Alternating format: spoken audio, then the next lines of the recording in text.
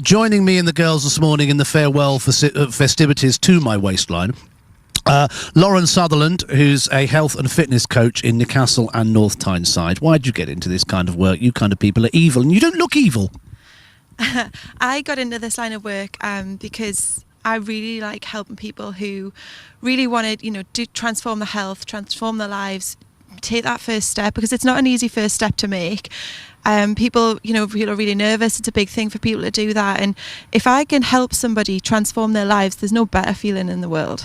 Here's the weird thing. It is such a big step. Getting into a mindset, and we'll talk to somebody who had a lasagna mindset shortly, my friend who's sitting to my right. But why is it such a big step for people? Because they feel hefty getting on the running machine, because they think they're going to have to exert. What is it? I think people feel uncomfortable. I think people are worried about what people are going to think about them. What people might look at them and think, oh my God, look at her.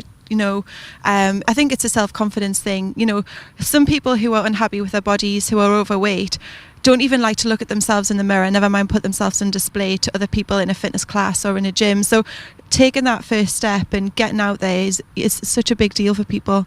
I was talking to somebody the other day, and they said it's interesting, isn't it? People will invest in satellite television, but they won't actually invest in their health. It's crazy. The amount of people who've come to me who want my help, want my expertise, they won't make the investment in the health.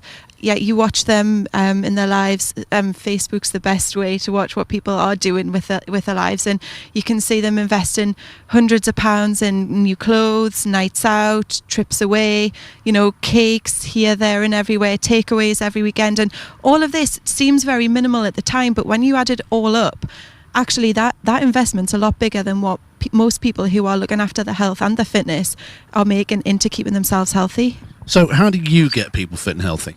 In a few ways. My one big thing for me is nutrition, and I believe that the key to getting healthy is not about how many times you go to the gym, how many hours you spend on a treadmill. It's about the food that you're putting in your mouth and how you're looking after your health in general. So you're getting enough sleep on a night, you're drinking enough water, you're getting outside enough, getting enough vitamin D into your body from the sunshine, and also doing exercise that you enjoy.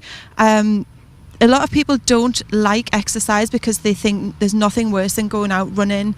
They hate the idea of getting on a treadmill, being in a sweaty gym, being in classes with people who are dead fit.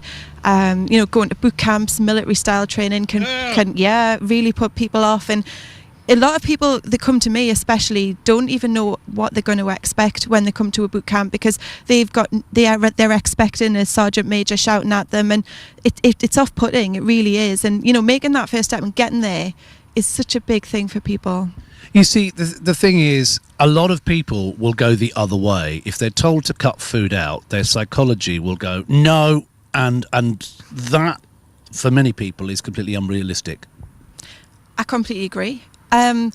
The way, the best success we get is by showing people how to do things alternatively. So teaching people that they can still have burgers, they can still have pasta, if you like. They can still have curries, pizzas, takeaways, and just showing them how they, how they can do them. For example, our clients are encouraged to use courgette instead of pasta strips. They eat curries. They make their curries from scratch instead of buying them from the supermarkets, because they contain lots of sugar and wheat.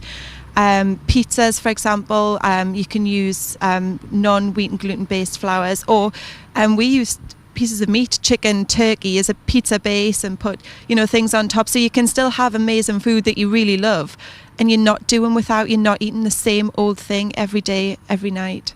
So I'm going to show you now. You've probably heard of an app called MyFitnessPal. I certainly have, yeah. Okay, this is what I had yesterday, down to the last jelly baby. Okay. Yeah.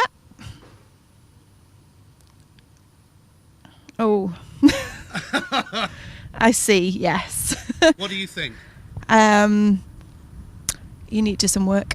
Okay. But as far as a diet is concerned, what do you think? Well, it's not exactly a diet. That's what I had yesterday. That's what you had yesterday. You didn't have breakfast yesterday?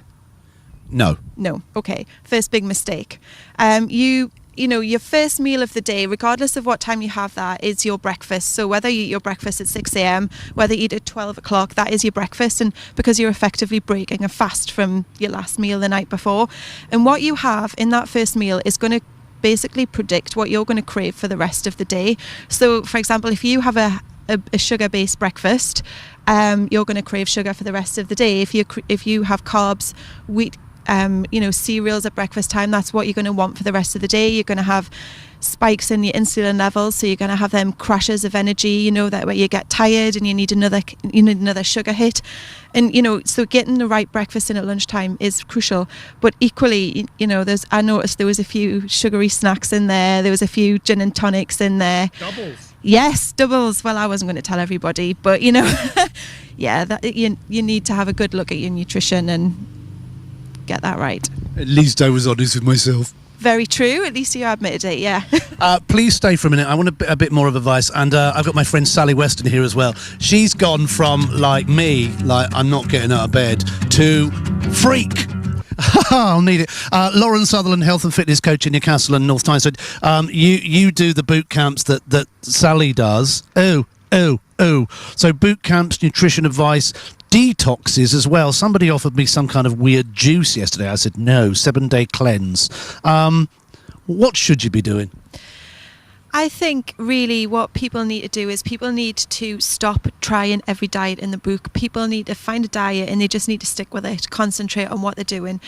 I mean, for me personally, a lot of people disagree with me, but I am not the type of person who believes in everything in moderation, because what is moderation? Nobody's really got a handle on what moderation is, so they'll just convince themselves that a little bit of this is all right, but a little bit of this and a little bit of that and a little bit of that does, build up.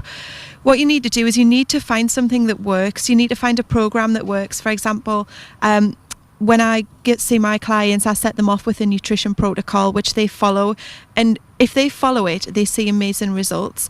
I've seen clients lose 11 pounds in 1 week just through cutting out wheat, carbohydrates, gluten, starch, sugar, artificial sweeteners from their diet, switching their oils for coconut oil, things like that.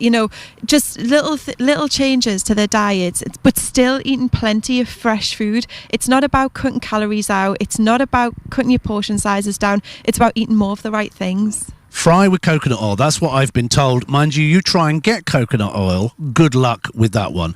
So just tell me, because we have to move on shortly, but what's an ideal breakfast? Ideal breakfast should be consistent of protein, so eggs, steak, fish. Get in! You see, sausage and bacon, nothing wrong with it, is there?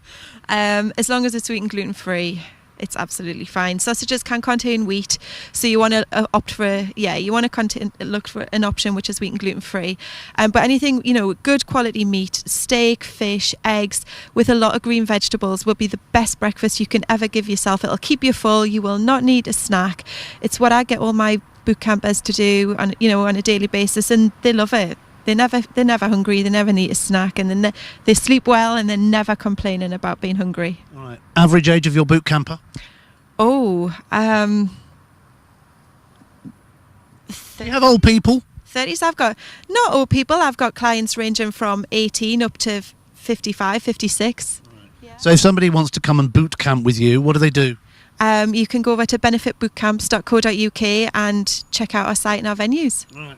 Thank you very much. What do you think? Fat or thin? Medium. I love you.